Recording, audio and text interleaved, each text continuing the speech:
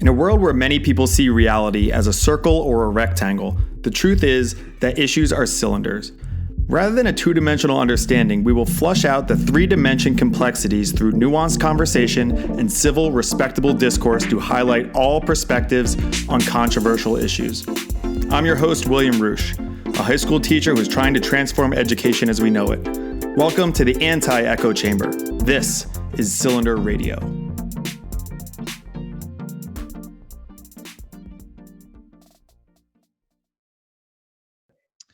Hello and welcome to the next lesson of Cylinder Radio. I'm your host, Will Roosh, high school teacher in Los Angeles. And today I have a first in that this is the first time that I've had a former student of mine on the program.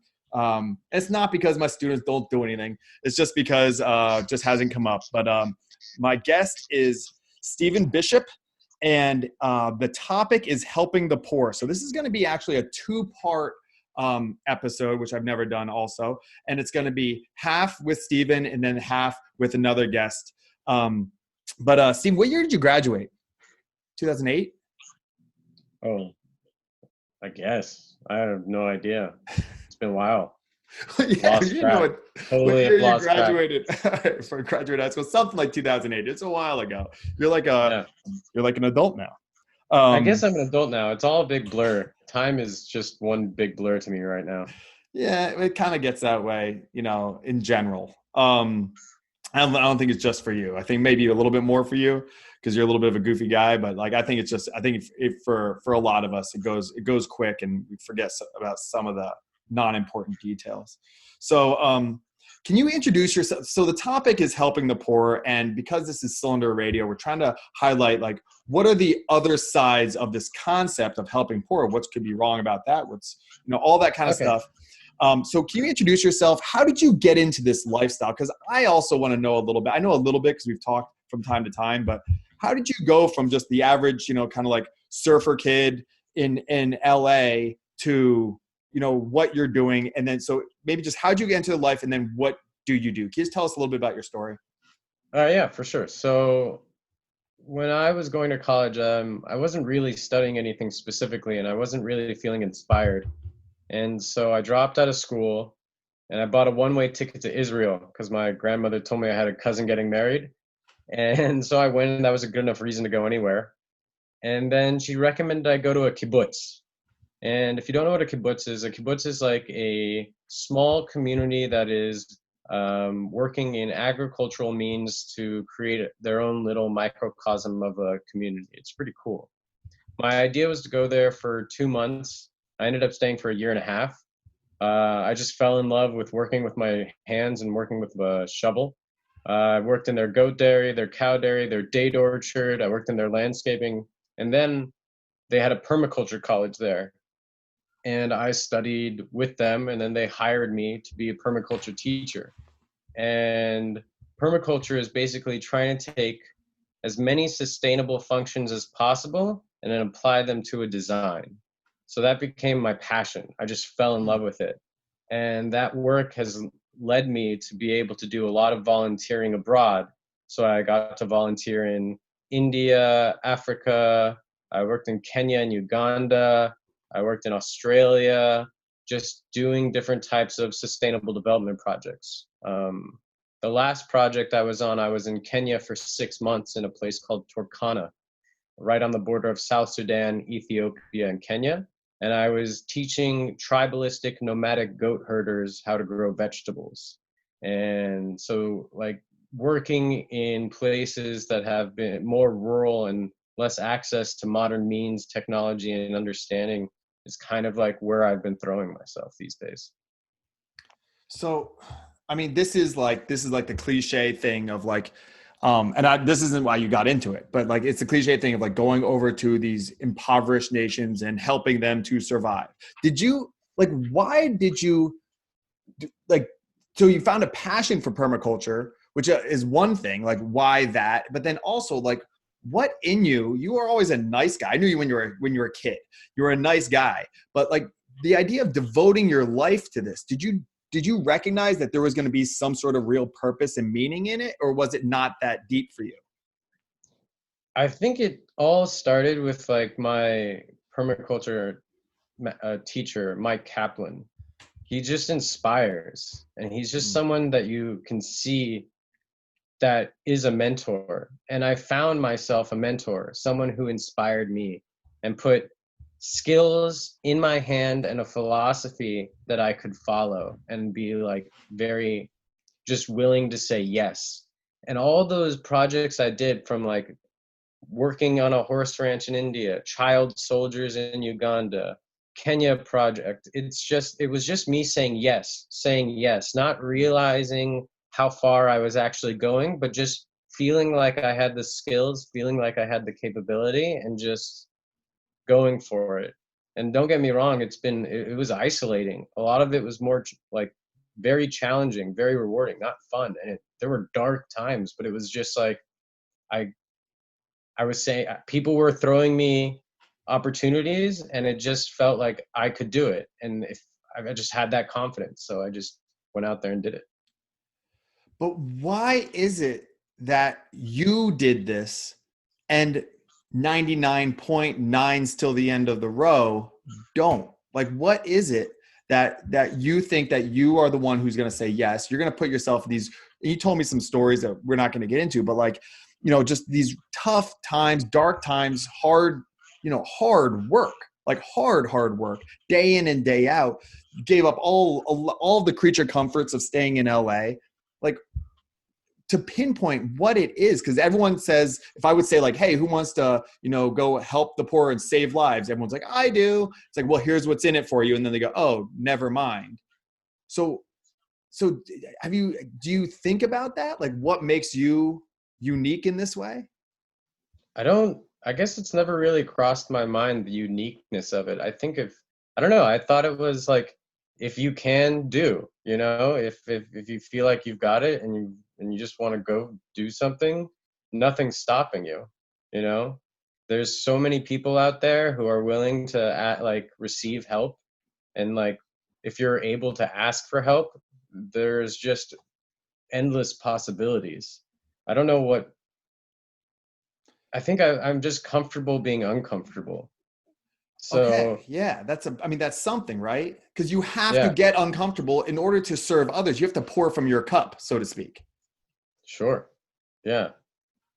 I mean, there's a lot of this things like people try and practice selflessness, but there's nothing truly selfless. Like, I was definitely feeling like I was like gaining energy, gaining knowledge, gaining cultural wisdom. Like, I wasn't out there just to serve the others. I was being enriched with like vibrant cultures and backgrounds. So the wealth of just like that is so overwhelming that it was just, I wanted to just receive more. Like, I go to places where the conversation is stimulating, intense, where the world is raw, where human like survivalism is just pure.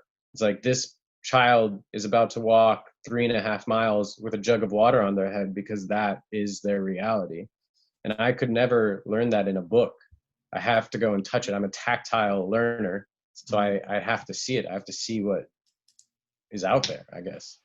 Well, I'm so curious. that's maybe part of it, is like, I don't mean to air your dirty laundry stuff, but you had like learning differences and Oh, stuff like that, right? Like absolutely. I had learning, ADD, right? ADHD, you could name it. But what I realized when I was a lot older Mm-hmm. is that my brain works differently. The way I have to consume knowledge is this different than from like normal people. And when I'm like super stimulated, when I have like 30 tasks going on at once, when I have like enough like physical and creative like muscles working, I'm at my best.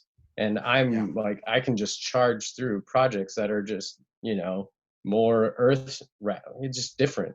So Your weakness becomes your superpower. And Eric Weinstein, who I love, he said he was diagnosed as like all these things, and he said now as an adult looking back, or he said it's a joke in his family, like, you can take my learning disabilities when you pry them from my cold dead hands, because that's the gold. Like, that's what makes me like unique, and I can use Mhm. that. Like, you'll like, Steven, you see the world differently. You and that was probably a challenge when it was sit, and I know this because I was teaching you, like sit in this desk and listen to this dude up in the front talk about stuff and write something on the whiteboard. It's like, why? No, this sucks. This is boring, blah, blah, blah, blah, blah. So, but people who respond to that well will just say, okay, then they'll go to college, then they'll get a job, then they'll sit in a cubicle, and they'll just, come home and watch The Voice, and they'll just do that.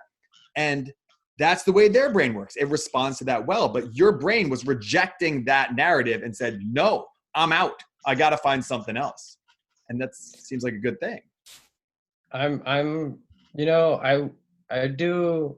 happy, man. Like I got no regrets when it comes to how much I paid attention in school. Like people have been flying me around the world. I'm stoked on life. It's just, it's really hard when you're in that zone and in that age where everyone's telling you, this is what's wrong. Like, this is your disability. This is what's going, and they're just like trying to like squeeze you into the mold that is like the societal pressure to be. And it's really, at that age, it's just, you don't know any better. Like you have no idea. You're just like, yeah, okay, yes, nod your head, okay. Mm-hmm. And it was difficult, but I'm stoked now. I mean, I found something I wanted to learn, and put my efforts into. So well, and you got great at it. I mean, you're being humble, but like essentially you are a real expert in this, and people view you as an expert around the world and pay for you to go help these cultures because you do something that not everyone can do. And so for kids out there listening who have these learning disabilities and they're told, over and over and over again, you can't learn or you're not smart or whatever, it's bullshit. It's just you don't learn this way, but you have a superpower that just doesn't work in this surroundings. You got to get out of it. You got to find some way to get out and go towards what your calling is and where your brain does work well, and you'll find immense success in whatever it is. It could be in business. I mean, like autism, people on like who are on like the autism, what is it, Asperger's or something like that, like they're either really, really unsuccessful or really, really successful. Like their brain just works in those weird ways. And you could have gone the other way and done nothing. You could have, but you didn't. You steered it towards something positive. It's really interesting to think about like what could have been the means for that like stimulus during those high school years. Like where could I have found those focuses? Like when you're growing up in like suburbia, you never like realize like how, like I never got around gardening. My mom never gardened. I never knew any farmers, Right now. And it was just one of those things that it was like, wow, if I had known that there was this world out there, would I have found it younger? But I mean, that's just like how it goes. It's just you slowly find your groove, hopefully, and you just go with it. It's just tough to think about like how I was just, cruising. I was just comfortable. I was just like dealing with all the like ease of it all and just, yeah. But, they don't really put you in a situation where they can tell you in school, like you can buy a passport, you can go to India, you can experience a whole nother culture. They don't tell you that like you have the ability to buy a ticket and just change your perspective on what is like your surrounding area. Like I'm sure I know people who have never left like the San Fernando Valley. Yeah. It's just one of those things where it's like, it's breathtaking that is just, but it's like you can't, an American's comfort and convenience is their everything. So I don't know. I feel like somehow being able to challenge that to kids at younger ages would be like super important. Absolutely. And I'm looking for patterns through all of these podcasts I'm doing. I had a guy named Sam Holmes on who quit his job, basically working in a cubicle, bought a sailboat and learned how to sail and then sailed to Hawaii by himself. And like now he sails all around the world. And it's because he had a lot of severe health issues. Like you had this thing with like the way you were learning in school, like there has to be something, but if you're too comfortable, school is okay, you're healthy, all this kind of stuff. It's very hard to take the risks that you guys do. But getting back to the topic of the podcast, like we need people to go out and do these things. We need people who find a real like calling in going to these places that no one wants to go to and helping people to survive. So as a system, if I'm trying to make some moves in the education system, we need to structure it in such a way that we can get the back to 16-year-old Stevens and say like, hey, there's this world out here where you can do all kinds of stuff. Your crazy fast brain is going to be way more busy than you could even imagine. And you're going to be doing awesome stuff to steer them into, because you're a resource for this country to try and do good in the world. And we just need to try and connect those dots. But it's just not, I think we're getting too comfortable in a lot of ways. And it sometimes takes something drastic to happen. One of like the most, like another one of my mentors once said, I'm just trying to do good things, and that in its simplest form is just trying to do good. And I don't know how often our society actually preaches those words, like just try and do something good, do good things. It's not really in the realm. It's do for yourself, get your car, get your white picket fence, So I think that promoting that, like just try and do some good at a younger age, like I don't know. Well, It's but hard Steven, or it's go up to a guy who's on the street and you give him $1 and you say, and the problem is this feeling of self-satisfaction that someone goes, oh, Steven, you went to all those countries and you lived with them and helped them dig wells and all that kind of stuff. Oh, that's great. Yeah, I gave $1 to a guy at the corner of the street. We both help people, and there's this feeling of I did my part, but I challenge that in that it's great, but it's not. But I challenge that in how did you get uncomfortable? Like, was that your last $1? Are you gonna have to walk home now, not take the bus? Like, what are you willing to give up to help? Because if you're only willing to help enough that it doesn't affect you at all negatively, how much are you gonna get done? Martin Luther King, the kind of poster boy for like, bringing about positive change, he knew he was going to die and he did. And he knew that and he did it anyway. Some people make the ultimate sacrifice. You gave your entire youth and now a lot of your life to, you're not settled down with a family or anything like that. You gave a lot. You gave a lot. You gave a lot of your comfort. You gave a lot of, blood, sweat, and tears into this endeavor. Like, thank God. But a lot of people don't. And part of this whole idea of helping the poor is like, we have to, if you really want to make a difference, then you have to be willing to risk something. And if you don't, then move out of the way and let people who want to make a difference, let them make a difference. I don't know. What do you think about that? Is that accurate or is that too harsh?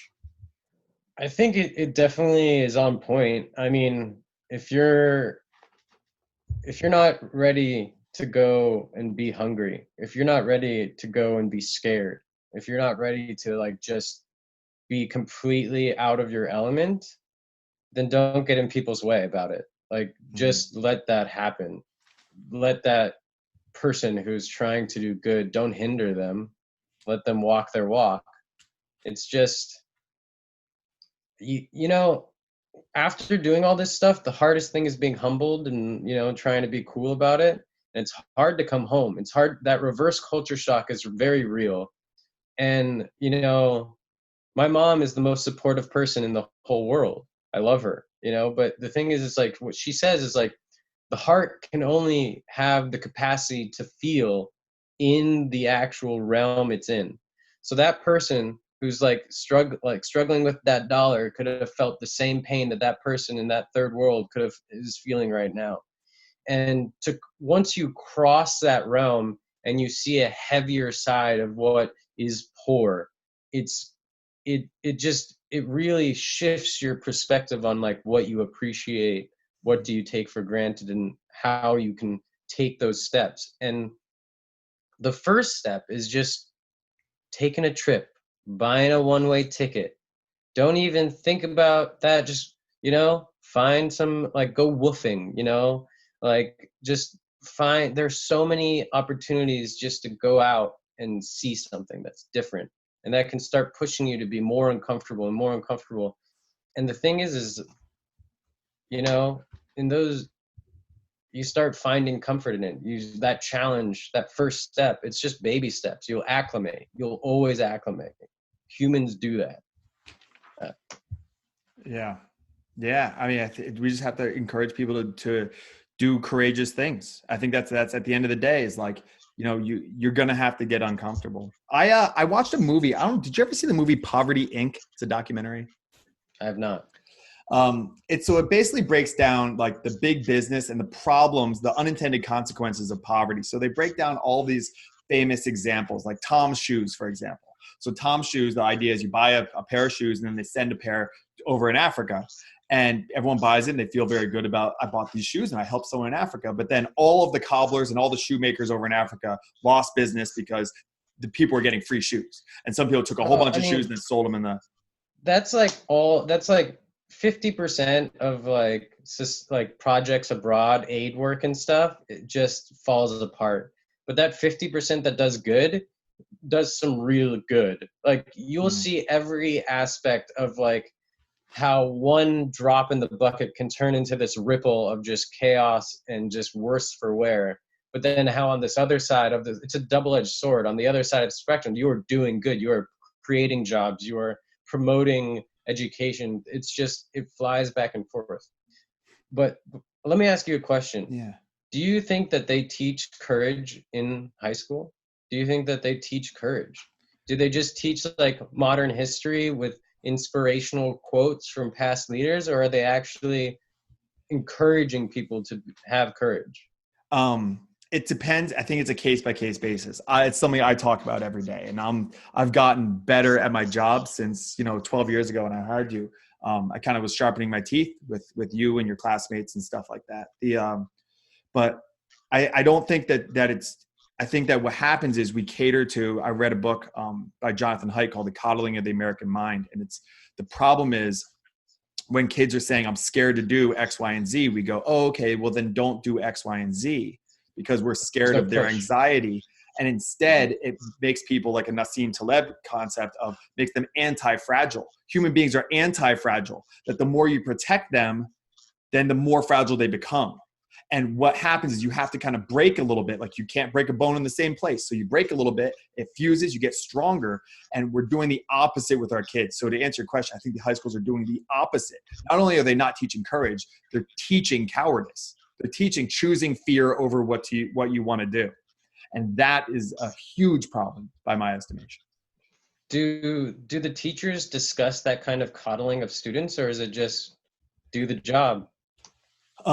So I try to stay plugged into the educational world. I can only speak for myself and like a few colleagues and people at schools around. But I think that they complain. Why is this kid such a, not doing this? Why do they not have courage, or why are they acting this way? And not thinking that, well, it's because of we don't push our students beyond their comfort zones. We have to push them to do things that they're uncomfortable with. And when the kid says, but it's causing me tremendous anxiety and I got to go and talk to, whatever, my therapist or my keeper or whatever it is, or they complain to their parents, like you made them uncomfortable.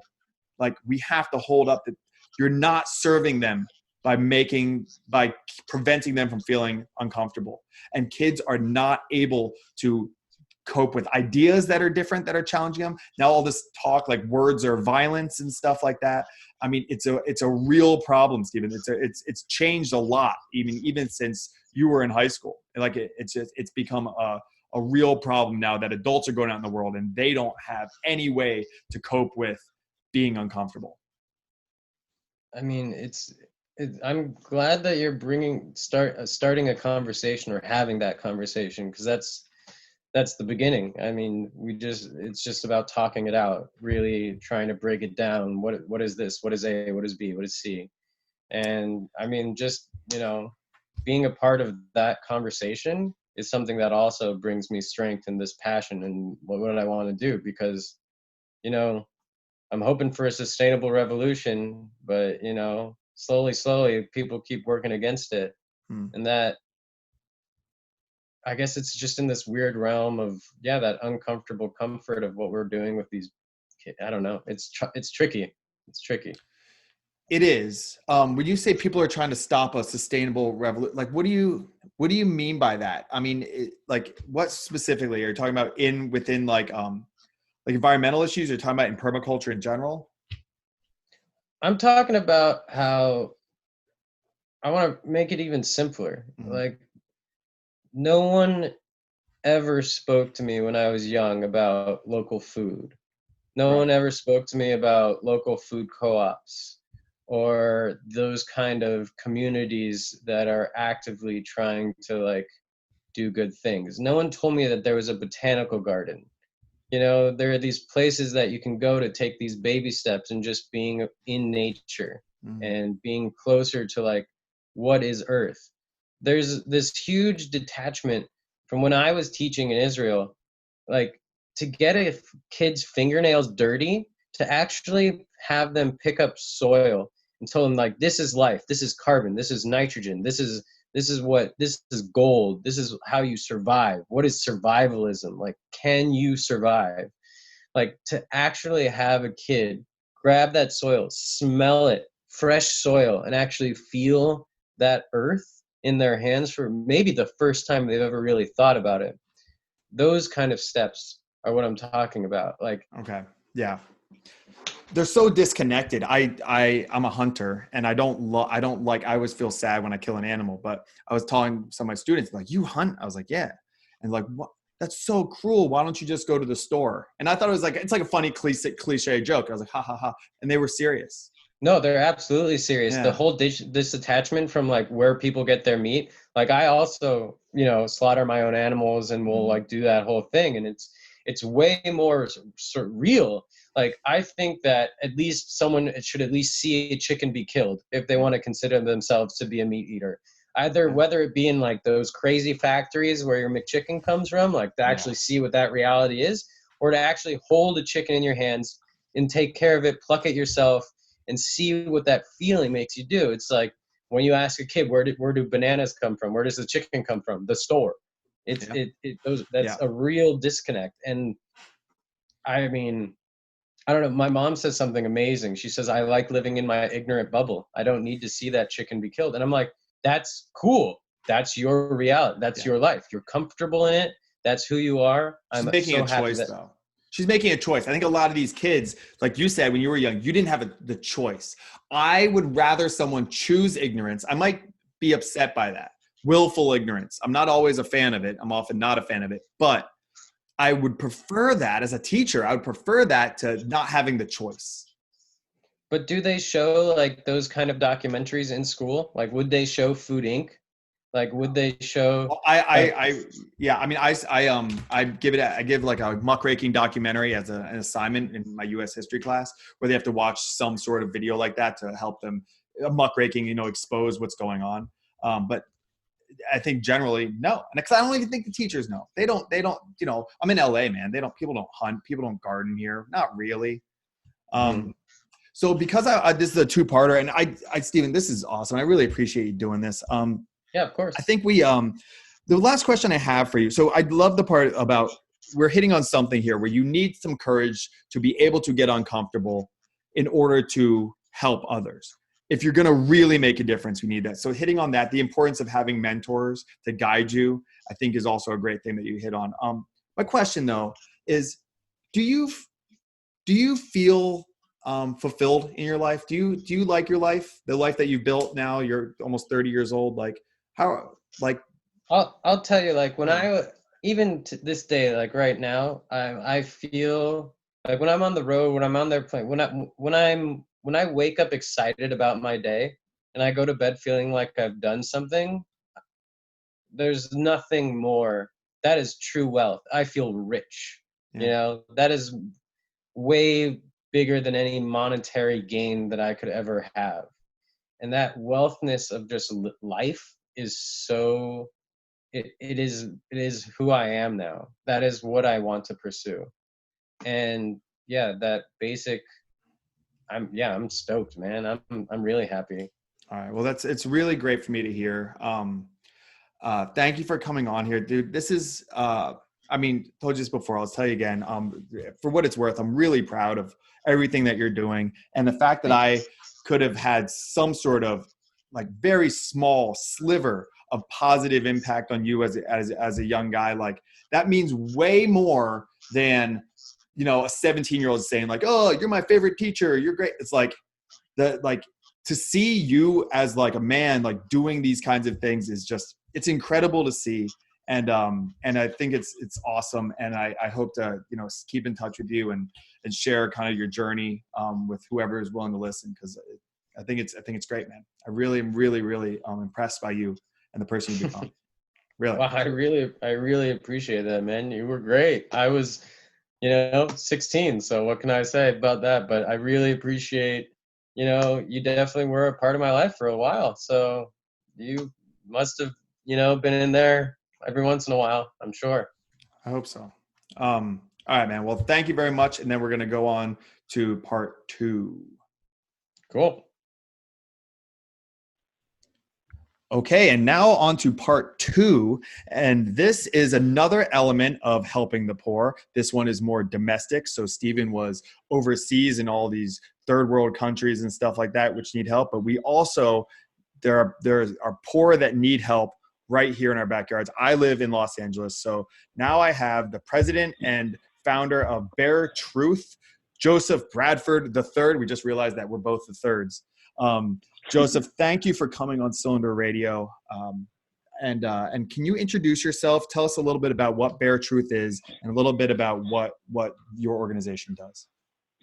Okay, so like you said, my name is Joseph Bradford III. I am from Kansas City, Missouri. I was born and raised in Kansas City, Missouri. And my organization is Bare Truth, which stands for balance, ambition, respect, and encouragement. And then I have truth on the back because I have a truth.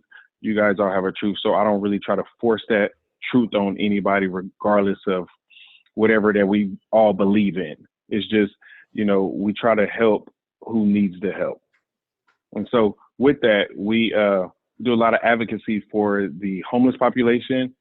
We have shared houses where we really try to take people from wherever they are to wherever they're going. So if you were in a shelter, then we move people out of shelters, we move people out of tents, we take people from, their mother's couch or whatever, and just really try to focus on them and trying to help them be the best versions of themselves. So if they're not working, we have case management on site. And so try to help them, connect them to resume building, and then try to apply those same tactics to get a job.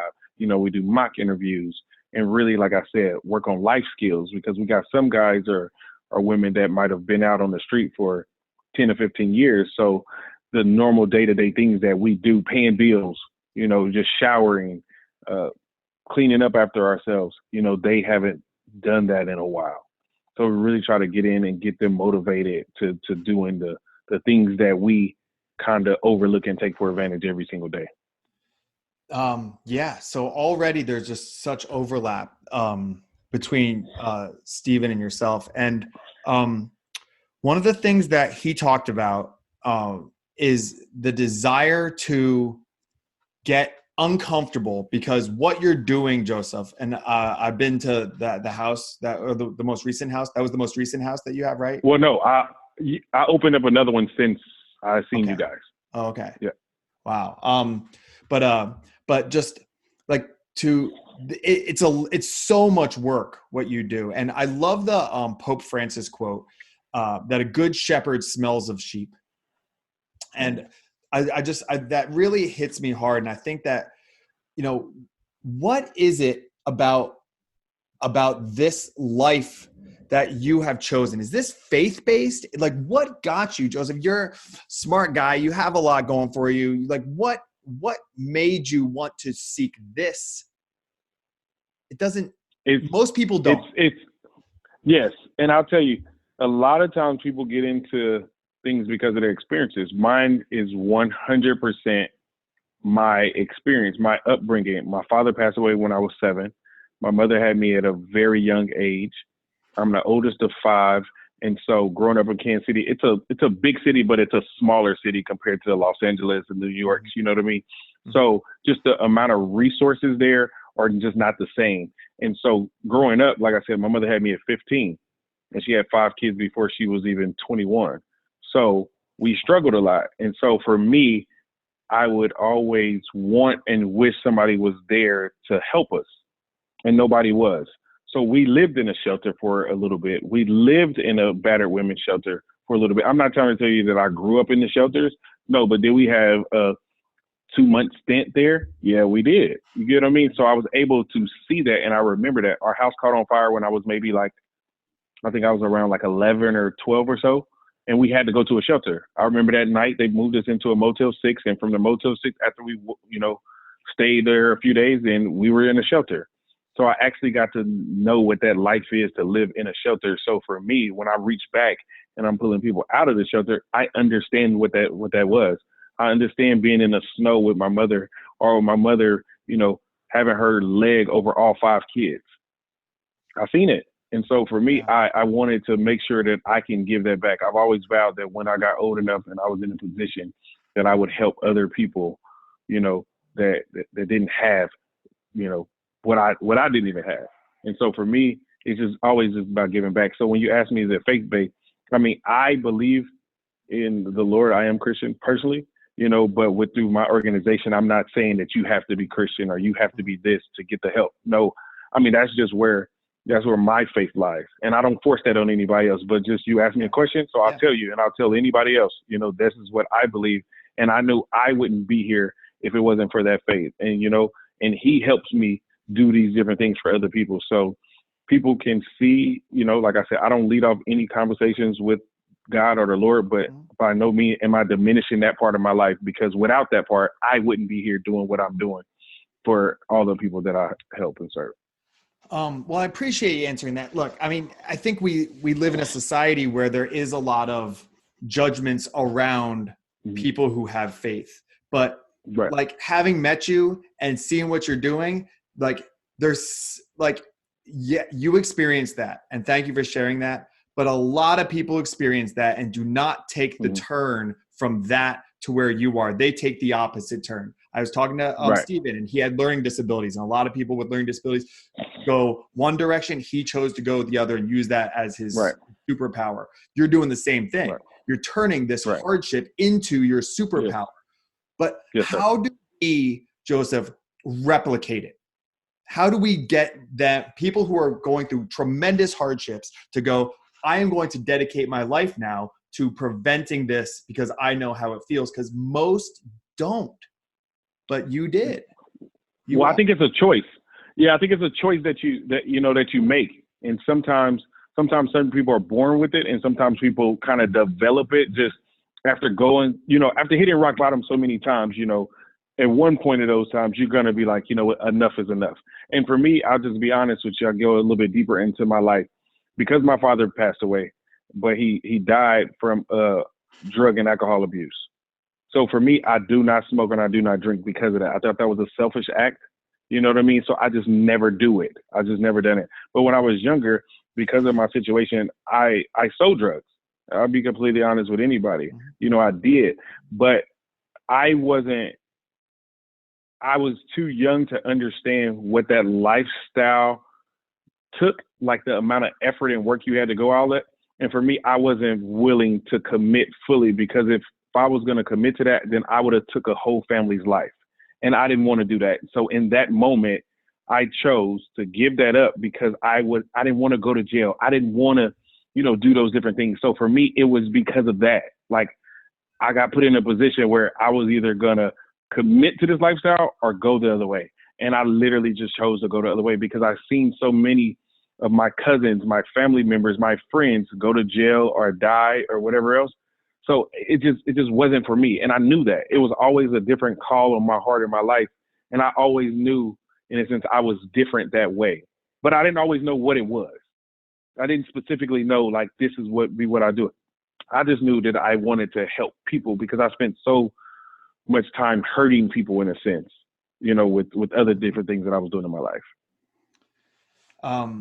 Yeah, it's unbelievable, as someone who's, dedicated to education and to some degree, trying to make things better, as corny as that sounds. Like I'm trying to study people like you, Joseph. Like, how do we replicate this? And it's there's a lot of, maybe just part of this podcast is getting people out there who are going to hear this and make these different decisions or stuff. Can you explain a little bit more about what you guys do? So you have the houses, but you also do like food runs and all kinds of different things. Yeah. Right. So I just want to back up just for a little please, bit. Please. So when you said how do we replicate it? Yeah. For me, I feel like a lot of people want to help. People just don't know how to help. Okay. And so for me, not my journey or my walk is not always the same as your walk. You know, a lot of times I go to Skid Row, we pass out food, you know, we give out hygiene products, we give out clothes, we give a bunch of different things out. Not everybody wants to go down there.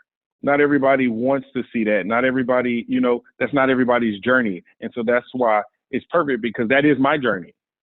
So the way that we can replicate it is for people that is journey this way, we have to support them with that. And that's where I'm saying a lot of people do not support them. But I'm talking about not just financially, because everybody thinks it's about financial, you know, because I meet a lot of people that say, oh, I would donate if I had money. I just don't have money. No. Sometimes your time works. You got those extra bags of clothes. I literally just talked to my neighbor 15 minutes ago, and she told me, because I told her exactly what I do. And she was like, man, I just threw away a bunch of clothes. I just threw them in the trash.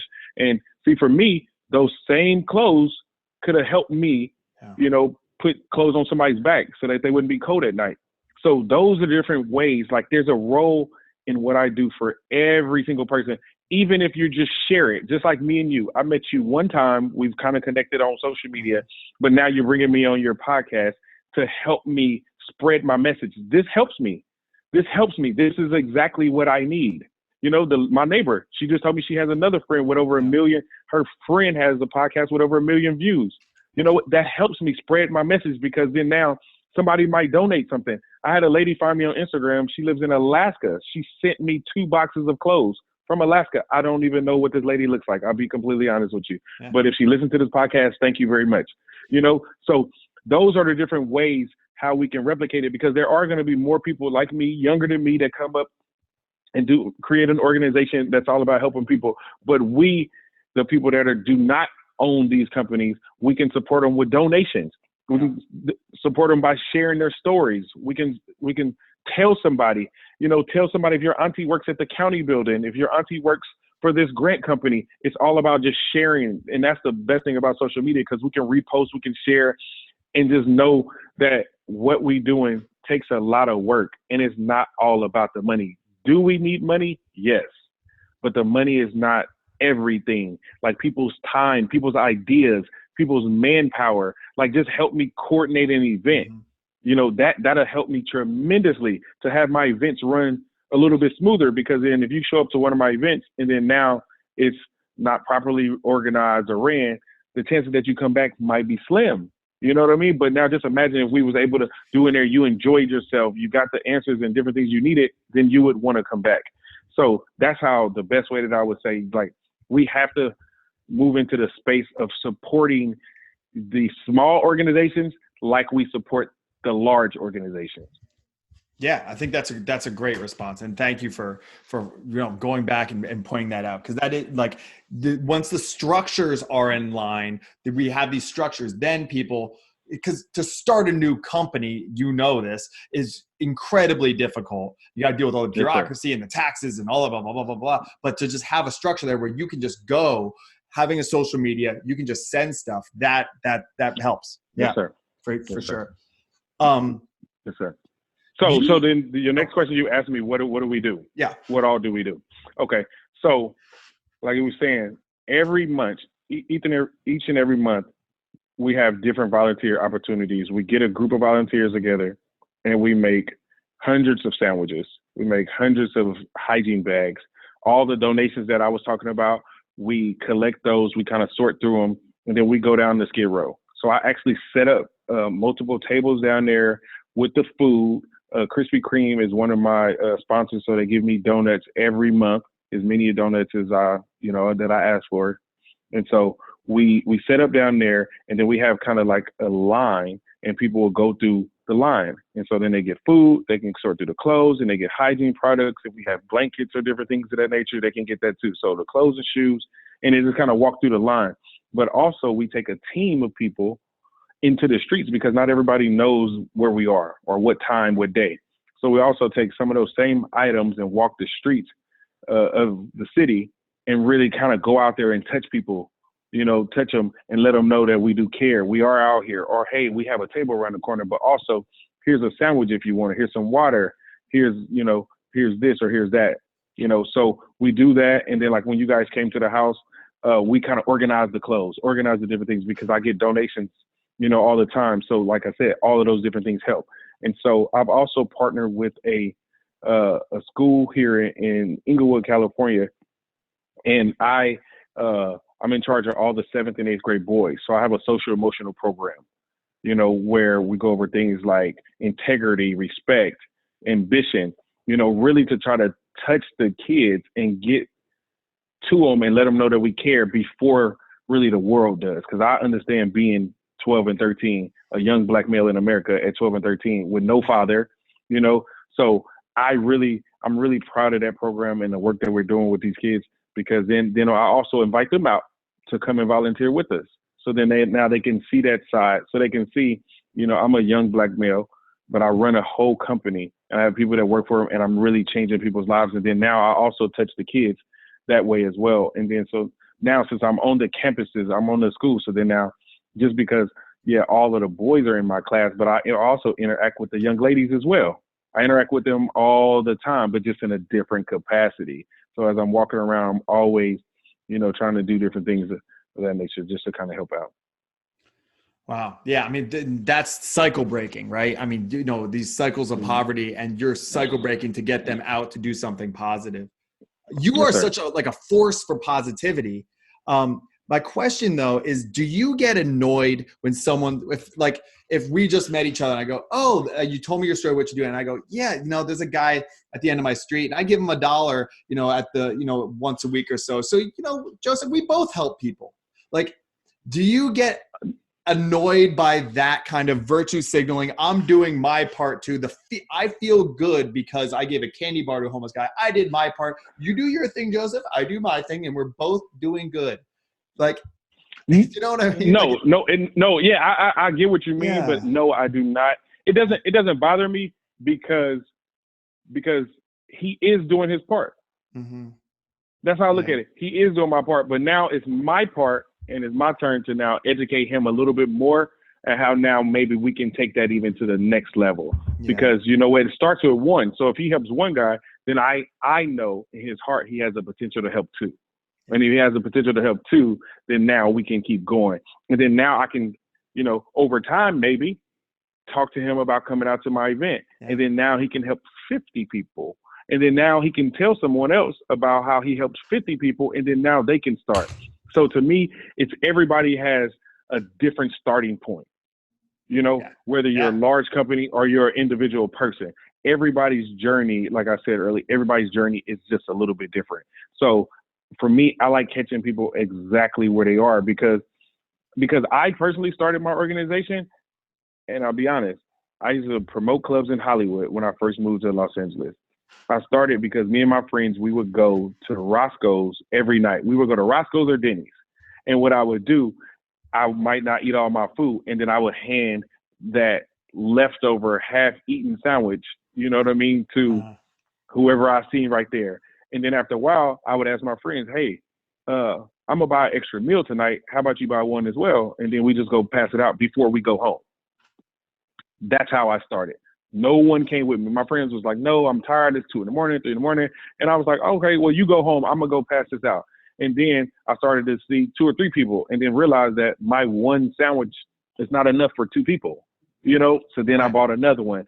And then I will be out randomly on a Friday night or a Tuesday night. And then somebody see me and was like, hey, what are you doing? And then they was like, well, when do you do this? I'll come with you. I'll bring something. And you get what I mean? And it just started happening just from one time. I was just sitting in Roscoe's and I was like, man, I'm going to give this away. You get what I mean? So if it started for me like that, so that's why it doesn't bother me when somebody else might, do that, because in that moment years ago, I was doing my part too. I was doing the same thing as, American Red Cross or, all these other organizations. And it just blossomed into, now I feed thousands of people every year. I might go to Mexico and feed, whatever, or we go to a different country and do, different things of that nature. So he's doing his part, and it's just, everybody has their own time. It's such a brilliant way to look at it, that if you're virtue signaling about how you're such a good person, then you actually care about being a good person. And that's an in. Exactly. An in, it's a crack that you can get in on. Exactly. Yeah, I love that. Exactly. And I use and you know what? Literally, I use those opportunities every single time to talk to people exactly about what I do. I mean, I wear my shirt, maybe different colors, maybe white with red letters or whatever else, just to grab people's attention, to really, for them to ask me, what do the letters mean? And then now I have an in. And just even like with my students at the school, right? I dress how I want to dress. I dress in my bare true stuff, but I might wear a different pair of shoes every time I see them. I like shoes. That's just my thing. Yeah. But I wear a different pair of shoes because then it allows me to connect with the kids, because that's what they're into. Yeah. But now it gives me a chance to have a conversation about the shoes, and then I lead into this, and I lead into exactly what I do to my lessons when we're talking about respect. And I'm telling you, hey, do not just walk, just don't step over a person that you see laying there on the street.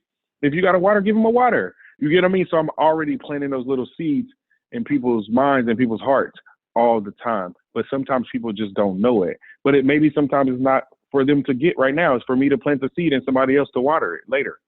I'm just doing my part. One of the reasons I think why people don't help the poor, or really like beyond just something very surface level, is the fear of being let down or hurt or betrayed. Right. You bring someone into your home and then they rob from you. Like, right. I have no doubt that those kinds of experiences have happened to you. What would be the message that you have, or what are your thoughts on that? Because I'm guessing that you get your heart broken almost daily by people that you help. Yeah, because especially I'm not going to say especially, but because I house people, so then sometimes, you really form a friendship and a genuine care for a person, but sometimes not everybody is always ready to be housed. Yeah. So those times I say that I get disappointed, because you want the best for people, but my mother told me something a long time ago. She told me, if you let someone borrow some money, just in your brain, just know that you're giving them the money, so you don't expect it back. Yeah. So for me, that's kind of how I view different things. So for me giving you something, I gave it to you because my intentions were pure and genuine. I really was trying to help you. There's been times where I've given people sandwiches when we were passing things out, and they sit there and literally took the meat off, threw it there, took the cheese off and threw it there. And some of my volunteers, because they, put their sweat into making that sandwich, they were personally a little offended, by that. And I told the people, no. You did your part. That's all we can do. That's literally all we can do. Once we do what we do, that's it. You know what I mean? Because I had some people where I gave them some clothes, and then the next thing I know, I seen them selling it. I can't stop you from doing anything. All I can do is do whatever I can do. And so that's my biggest mentality. Once you're trying to help someone, it's out of your hands. It's literally out of your hands. And then we have to just kind of move on and know in our hearts that we did the right thing. So that's my biggest thing that I always tell people. You did the right thing. Let's just move on. Yeah, it's beautiful. It's difficult. It's challenging to do that, but I guess it's definitely challenging. No, it didn't. And I'll tell anybody, I didn't develop this mentality overnight. No. This was a work in progress, because I used to be the guy that was like, hey, like what's going on? You know what I mean? Yeah. And so, but then I had to realize, like, I can't fight all those battles. You know what I mean? And especially, like I said, I feed thousands of people every year now. So I can't, what am I going to do? Have a battle with 1,000 people all the time? I can't do that. So it's literally had to know, hey, Joe, I did the best that I can do. And I always remind myself of that, because a lot of times, because of what I do, I get a lot of thank yous or maybe hugs and, emails and different things of that.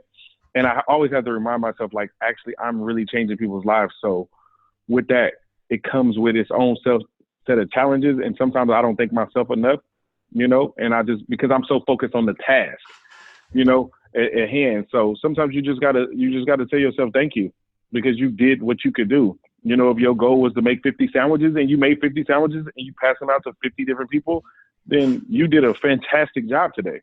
You know what I mean? And the next time you might do 60. So we can't control how people, receive what we give them, and especially you as an educator, me as an educator too. I might have a class of 20 kids. 3 might actually catch what I'm saying, but I am so grateful for those 3. Yeah. And I try to focus. I focus on all of them, but after the class is up, I really try to catch those 3 and say, hey, can you please make sure that the other 17 kind of caught what I was saying? So I'm glad that people are actually listening to me, and I'm able to kind of share, so we got to be thankful for even the small wins. For sure. As well as the large ones.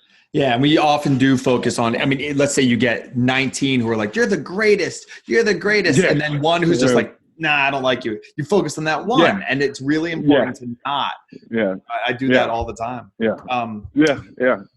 When it comes to like on the bigger stuff. So like homelessness in general is, it's terrifying. It's growing at an exponential rate. Since you even started this, you're seeing it getting worse and worse. I tried to do research on it. I heard like Dr. Drew talking about it. It's like, it's a mental health issue and an addiction issue. As far as like policy goes, again, going back to that Pope Francis quote, I'll take your word on it, Joseph. Like, what can the government do as far as policy? Is there anything that comes to mind that you're like, this is a clear violation of like human rights that the government is responsible for? And like, I don't mean you to like knock the government, but like, what could we get behind as far as policy goes as voters? Is there anything that you think that you could see as making a big difference? At the moment, I can't really see something on like the governmental level, but just like local and state stuff, especially like a place like Los Angeles. Like rent prices are skyrocketing. You know what I mean? And so that's one cause of it. Another cause of it, especially here in LA, the foster care system, okay? So there's so many kids in foster care, and once they age out, they really don't have anywhere to go. They don't have any family. They literally have nowhere to go. And so, and I know you say you've been doing research, so I don't know if you did research on that, but you will see maybe like 60% of the people here that are homeless are former foster youth. Okay. That's a crazy number, and a lot of people and kids. And now some of these kids are now in their 50s or 60s, but they've been homeless that whole time with no family, no support, so I would say that will be the angle that we need to focus on as far as policies and different things of that nature. And also you have to know, and I want everybody to understand that there are a lot of mental health issues. There are a lot of abuse and traumas, and we really need to take care of these kids because when I get to house these people, then now when I'm talking to them about maybe why they ended up there, it's these traumas and different things when they was 4 and 5 and 3 and 8 and 9 years old. Abuse, the trauma, the incest, the sexual assaults, like, oh my God, like it's unbelievable. You know what I mean? The different stories and different things that I hear. And then now these kids are forced to take these different medicines and drugs, and then they get out into the world and they just don't know what's going on, and then now we see them walking up and down the street and it's like, oh, look at this drug addict or whatever else like that. But then now you didn't know, like when he was 4 years old, he was molested by his uncle or something like that. You know what I mean? So it's like, we really gotta take care of the kids. It's the trauma, man, that a lot of these kids and everything is going through. And a lot of people move to Los Angeles to be homeless because one, Los Angeles has the largest mental health services. Okay. And, like anybody else that lives here, we can't beat the weather. You know what I mean? So where I'm from, it's freezing right now. So, and today it was 75 degrees. So where would you want to be? So it's those things, we can't change the weather, but we can change how we treat people, the system and the access to resources. And that's when you're talking about, how do we help the poor? I just think that those resources in those areas, they're very limited. Like when you go into those offices, then now you see there's a line of people, even though there might be 10 stations, but it's 2 people working at those stations. You know what I mean? So I feel like we need to put more money into those low income communities. And right now, I don't think that the government, or whether it's the government policies or local, city, state, whatever, those resources, are not the same. You know what I mean? The DMV in Beverly Hills is not the same as going to the DMV in South LA. I mean, I've been to both. It's just, you know what I mean? It's not like that's a clear cut difference. You know what I mean? Even with education, when you look into that, like the taxes, so then now they say that the better the school does as far as academically, the more money that school will receive. But that's I mean, I think that's a flawed system, because the same kids that might be living in West LA, Beverly Hills, and Malibu, and I can't say that those schools need more money than the South LA schools. You know what I mean? Like I can't. Yeah, like I would say both. that's I would say that's So it's the economics and the quality that way. You know what I mean? Because if I grew up in those areas, so a lot of times we feel lost. If I don't feel like the people that's helping me care about me, then like, why am I going to care about myself? And so that's how that mentality comes, and it just keeps going. And then that gets passed down from generation to generation to generation, because our parents talk, we hear our parents talking to their friends. And then now we grow up with that same mentality of saying, well, I got to go down to this county building, but they don't care. That's, it's a different life. Yeah. Like when you mentioned that rent is high, it is high. But I don't think that is like, that's a lot of people like on the other side of the tracks are like, oh, that's the problem, is the rent is too high. That's a problem, but it is. No, it's a problem. Take that kid who was horribly abused and is now a drug addict, and you give him even a little bit lower rent. It's way bigger than just that. And there's so many things, there's so many aspects to this. That's why I'm glad you touched on all of them. We had an assembly at my school, and the question was homelessness. It's a problem. And this is the way it was posed, and it was pulling my hair out. It said, whose responsibility is it to fix homelessness? Is it our responsibility, or is it government? And I just looked around as the government teacher. I'm like, what do you think government is? It's not like a thing. Yeah. It's not like we need mental health professionals, like you said. We need people out there. We need counselors. We need foster care, social workers. Like the government doesn't just snap their fingers and they appear. We have to go into those fields, and then maybe there will be funding there. But we can't just produce this stuff. And it never occurred to them, because they're not trying to get their hands dirty. It was really frustrating. Right. Yeah, I'm glad you said that, because I think that's true. And that's what I try to, that's what I try to do. So as I meet people that work in these different fields, I always invite them in to help out and to do different things. That's why I have case management on site to help my tenants out in those specific areas. So I'm glad you touched on that, because I don't think it's the government's responsibility at all. I think it's our responsibility to fix this problem. Yeah, and we just want to give it to the mom, quote unquote, mom and dad of the government to fix it. But no, that's not how things get fixed. Things get fixed when you roll your sleeves up like you do. Joseph, you're living it's a challenge. It's an extremely noble life, obviously, and I just give you unbelievable amounts of respect. Do you consider yourself a happy man? Do you feel fulfilled and meaning and full of purpose because of this? Yes. I moved a guy in the other day, and he thanked me for giving him a place to stay, and he gave me a hug. He was a grown man. Yeah. So yes, I do. Not just because, but I really have within my hands, I created something for myself, by myself, that has now blossomed into something beautiful, where I can really inspire people and educate people in certain areas of their lives and what's going on in the world that they might have never thought. I have the power and ability to move people out of shelters, give them hope. And that was a lot of things where, like I said, when I was growing up, I didn't have hope. I literally thought it was all about my neighborhood or whatever was going on there. And then now I see that the world is completely bigger than whatever I thought it was. And there's still so much more to do. So you ask me, am I happy? Yeah, I'm happy that I have the opportunity to share. And I hope that people are really listening and really take what I say and make it even bigger than what I thought. Because I know that I'm not the end all be all. I'm just one guy with a dream. And I just hope people that, support that dream and create their own dreams from this. Yeah.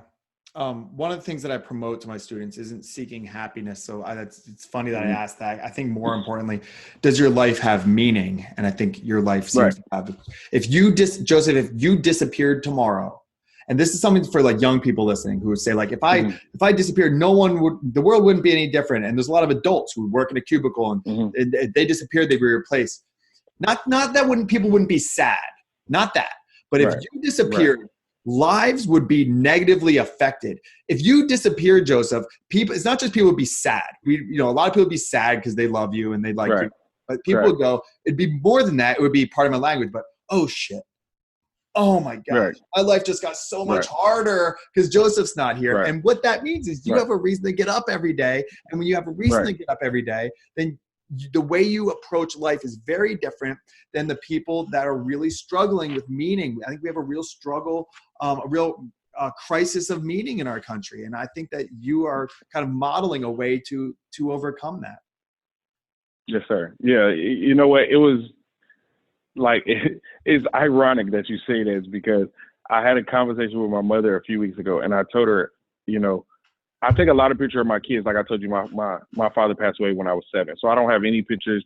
Social media wasn't the same in the 80s, So I take a lot of pictures of my kids and I always send pictures of my kids and I tell my kids' mother, like, please make sure that my kids know, one, that I love them and like the time that I spend away from them, what exactly I was doing. Yeah. Like I'm really trying to make the world a better place. So I want my kids to be proud of me. And I told my mother, if something was to ever happen to me with all the different things that I'm doing or the places that I go, I want her to know like the certain things because I want her to know the housing addresses, because she lives in a different state. So they don't get to see my properties and everything. But I don't want it to stop because I don't want something to happen to me. And then now all these people that I house are back homeless. Yes. Like I want it to keep going. And I literally just had a conversation with her about that to kind of fill her in and all the different agencies and kind of my whole process, because I do not want anything to happen to those, like I said, to those people. I really want them to move out when it's their time to move out, not because they were forced back into homelessness.